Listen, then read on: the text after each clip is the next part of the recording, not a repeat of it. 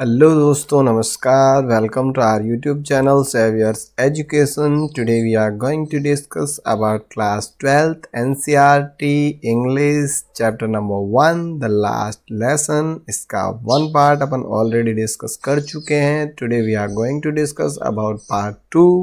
आज अपन पार्ट 2 की बात करेंगे. फर्स्ट पार्ट में अपन ने किस प्रकार से देखा कि जो फ्रेंड है वो लेट हो गया था स्कूल के लिए. शुरुआत में वो डरता है स्कूल जाने से और उसको जो है अटेम्प्ट करते हैं. फॉरेस्ट वुड्स वगैरह है, जो चर्पिंग ऑफ बर्ड्स है वो, और स्कूल नहीं जाना चाहता क्योंकि उसको पार्टिसिपल्स के रूल्स बिल्कुल भी याद नहीं है, जबकि मिस्टर हैमल ने उनसे पूछने को कहा है. इसके बाद वो जाके देखता है तो वह अनयूजुअल होता है. कुछ बुलेटिन बोर्ड पे कुछ लिखा होता है जिसमें कि अल्सास और लॉरिन दोनों जो है वो अब पर्सिया के टेरिटरी में आ गए हैं और वहाँ जो है ओनली जर्मन पढ़ाई जाएगी. तो आज जो है इस लास्ट लेसन में मिस्टर एम हैमल जो है वो अपना लास्ट लेसन बता रहे हैं, जिसमें उन्होंने सबसे पहले ये बताया फ्रेंच के बारे में कि ये दुनिया की सबसे मोस्ट ब्यूटीफुल लैंग्वेज है, लॉजिकल लैंग्वेज है. इसके बाद ग्रामर का टॉपिक पढ़ाया. अब देखो अब आगे क्या बता रहे हैं वो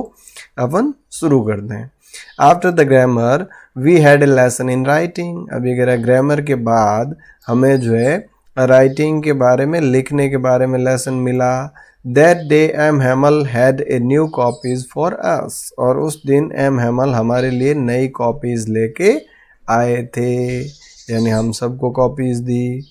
written in a beautiful round hand. और एक खूबसूरत राउंड हैंड, यानी कि जो इस प्रकार से गोल टाइप का, जो मोनोग्राम टाइप का होता है, वैसा लिखा हुआ था.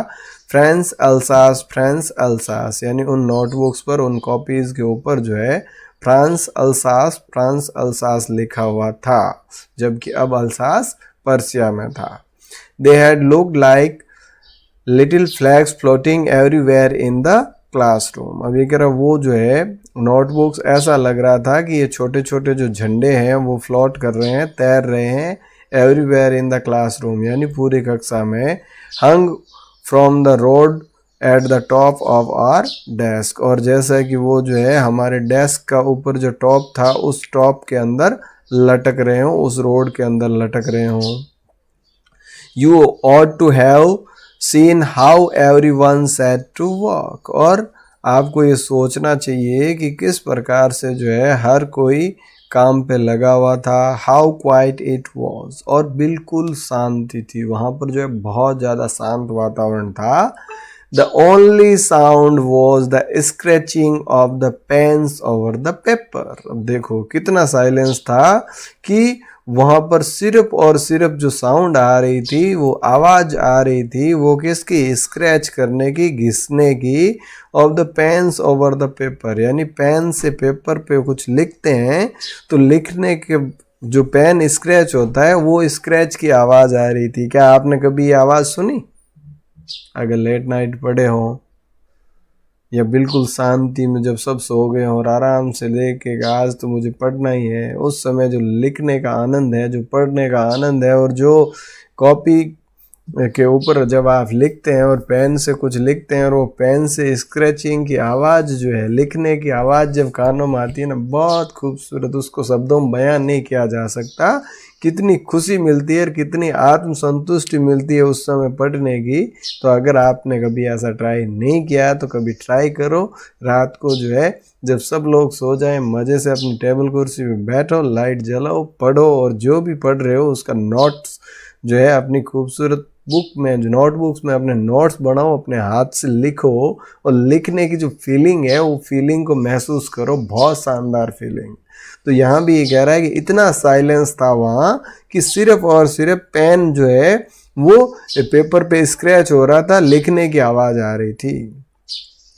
Once some beetles flew in, but nobody paid any attention to them. अभी कह रहा है एक बार कुछ बीटल्स, भौरे जो है वो क्लासरूम में घुस गए, लेकिन किसी ने उनकी तरफ ध्यान नहीं दिया. Not even the littlest one. यहाँ तक कि सबसे छोटा जो बच्चा था उसने भी नहीं. Who worked right on tracing their fish hooks. जो कि क्या कर रहा था, ट्रेस करने का वर्क कर रहा था. अभी जब हम छोटे क्लासों में होते हैं, नर्सरी केजी प्रेप में, तो वहाँ पर जो ड्राइंग बुक दी जाती है उसके ऊपर जो ट्रेस दिया होता है कि भाई उसको मिलाना है, तो जो डैश डैश डैश दे रखे होते हैं उन ट्रेसेस को अपन मिलाते रहते हैं। तो वो भी फिश हुक का जो ट्रेस था वो कर रहा था as if that was French too, जैसा कि वो भी जो है फ्रेंच था। On the roof the pigeons cooed very low, अब रूफ पे छत के ऊपर जो है पिजन्स जो है कबूतर जो है वो भी बहुत ही कम आवाज में कू कू कर रहे हैं। I thought to myself, अब मैंने अपने आप से सोचा, will they make them sing in German even the pigeons, will they make them sing in German even the pigeons, क्या ये पिजन्स कबूतरों को भी जर्मन्स में जो है गाना सिखा देंगे। अब यहाँ जो है वो अपनी फीलिंग्स को बताने का प्रयास कर रहा है कि जब कोई किसी एक टेरिटरी पे दूसरा राष्ट्र दूसरा देश कब्जा कर लेता है तो वहाँ वो इंसानों पर तो अपनी हुकूमत चला सकता है। आज यहाँ ऑर्डर आ गया कि वे फ्रेंच नहीं जर्मन ही पढ़ाई जाएगी, लेकिन क्या वो इन कबूतर को भी जर्मन सिखाएगा? क्या यहाँ भी उनका बस चलेगा? तो यहाँ अपनी फ्रस्ट्रेशंस निकाल रहा है। Whenever I looked up from my writing, I saw M. Hamel sitting motionless in his chair and gazing first at one thing, then at another, as if he wanted to fix in his mind just how everything looked in that little school room. Whenever I looked up, अभी कह रहा जब कभी भी मैंने ऊपर देखा, from my writing अपने लिखते समय, I saw मैंने देखा, M Hemal sitting motionless, M Hemal जो है वो बिल्कुल मोशनलेस का मतलब एकदम से स्थिर बैठे हैं, इन हिज चेयर अपनी चेयर में, चेयर पे, and gazing first at one thing, gazing का मतलब बड़े ध्यान से टकटकी लगा कर देख रहे हैं, पहले एक चीज को, देन एट अनदर उसके बाद दूसरी को, as if he wanted to fix his mind just how everything looked in that little school room, जैसे कि इस छोटे से स्कूल रूम में हर चीज को अपने माइंड के अंदर वो फिक्स करना चाह रहे हो कि भी कौन सी चीज कहाँ है, इस तरीके से वो महसूस हो रहा था। Fancy for 40 years he had been there in the same place, यानी कि इस बात को सोचने में भी जो है आश्चर्य होता है, अजीब सा लगता है कि 40 साल से वो इसी स्कूल में इसी जगह थे, with his garden outside the window and his class in front of him, और with his garden outside the window यानी खिड़की की उस तरफ जो है उनका गार्डन था, and class in front of him और उनके सामने उनकी क्लास। just like that ठीक वैसे ही 40 सालों से यही सीन था। only the desk and benches had been worn smooth, अब एकमात्र जो बदलाव आया था वो आया था कि डेस्क और बेंचेज जो है वो बैठकर घिसने से जो है और ज़्यादा स्मूथ हो गई थी, चिकनी हो गई थी। The walnut trees in the garden were taller, walnut अखरोट के जो पेड़ थे गार्डन के अंदर वो लंबे हो गए थे। And the hop vine that he had planted himself twined about the windows to the roof, और जो होप वाइन जो लगाई थी लता, जो बेल लगाई थी वो बेल जो है वो ट्विंड यानी 2 बार जो है विंडो से लेके रूम तक चक्कर काट चुकी थी, यानी लंबी हो चुकी थी। How it must have broken his heart to leave it all, poor man, अब इन सब को छोड़ना उस बेचारे व्यक्ति के लिए कितना मुश्किल होगा, कितना दुख भरा होगा, ये सोच रहा है। To hear his sister moving about in the room about, to hear यानी सुने हैं, हिज सिस्टर उनकी सिस्टर की आवाज़ को, moving about in the room about जो कि ऊपर रूम में जो है कुछ कर रही थी, पैकिंग कर रही थी, पैकिंग दियर ट्रंक्स यानी अपने बक्सों को पैक कर रही थी। For they must leave the country next day, क्योंकि उनको अगले ही दिन जो है वो देश छोड़ के जाना था, यानी कि वापस उनको फ्रांस जाना था। आज से पहले तो अल्सास भी फ्रांस ही था, लेकिन अब पर्सिया के अंडर में आ गया तो उनको जो है अपने देश फ्रांस जाना था। But he had the courage to hear every lesson to the very last, लेकिन उनमें जो है हिम्मत थी हर चीज को, हर लेसन को लास्ट तक सुनने की। आफ्टर द राइटिंग, और राइटिंग के बाद, लिखने के बाद, we had a lesson in history, और हमें जो है राइटिंग सेशन के बाद हिस्ट्री का सेशन पढ़ाया गया, हिस्ट्री का लेसन पढ़ाया। एंड द बेबी चैंटेड दियर बा बेबी बोबू, और उनके बाद जो बच्चे हैं उन बच्चों ने जो है अपनी बा बेबी बोबू जो है वो चैंट किया, यानी उनको उच्चारण किया। Down there at the back of the room old Hauser had put his spectacles and holding his primer in both hands. Down there यानी नीचे वहाँ, at the back of the room, room के पीछे की तरफ, ओल्ड होसर यानी वो बूढ़ा होसर जो था, had put on his spectacles, जिसने कि अपने spectacles अपने चश्मे पहन रखे थे, and holding his primer in both hands, और अपने दोनों हाथों में वो प्राइमर पकड़ रखी थी। spelled the letters with them, वो स्पेल्ड यानी उच्चारण कर रहा था, द लेटर्स विद देम यानी अपने शब्दों का उच्चारण कर रहा था। You could see that he too was crying, और आप देख सकते थे कि वो भी रो रहा था। Her voice trembled with emotion, और उनकी आवाज जो है वो कांप रही थी भावनाओं के साथ, भावुक हो रहा था, बहुत ज्यादा भावुक था वो। And it was so funny to hear him that we all wanted to laugh and cry. And it was so funny, और ये बहुत ज़्यादा funny था, हास्यास्पद था, to hear him, उसको सुनना, that we all wanted to laugh and cry, कि हम सब लोग जो है वो हंसना चाह रहे थे, चीखना चाह रहे थे उनकी आवाज़ के ऊपर। Oh how well I remember it the last lesson, और ये कितना शानदार तरीके से जो है वो मुझे याद हो रहा था वो last lesson. All at once the church clock struck 12, और एक तभी जो है चर्च का पास में जो चर्च था, चर्च की घंटी बजी, उसमें 12 बजने का जो घंटा है वो बजा।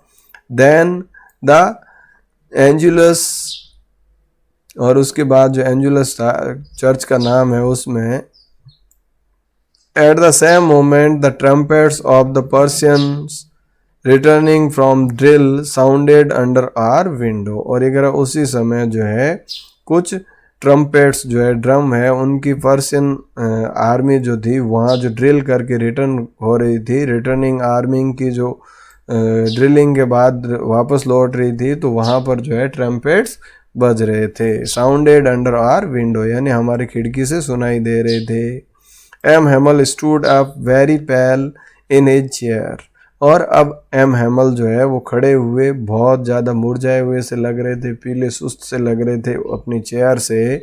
आई नेवर सा हिम लुक सो टॉल, अरे मैंने उनको इतना बड़ा कभी नहीं देखा। इतना बड़ा का सेंस दो हो सकते हैं, एक तो वो जब टेबल से खड़े हुए चेयर से तो उनको बड़े हाइट में दिखाई दे रहे थे, दूसरा उनके व्यक्तित्व के बारे में है कि उनका जो मल्टी डायमेंशनल व्यक्तित्व था, आज से पहले उसने इतना ज़्यादा उनको कभी समझा ही नहीं, कभी जो है उनको इस तरीके से महसूस नहीं किया हो।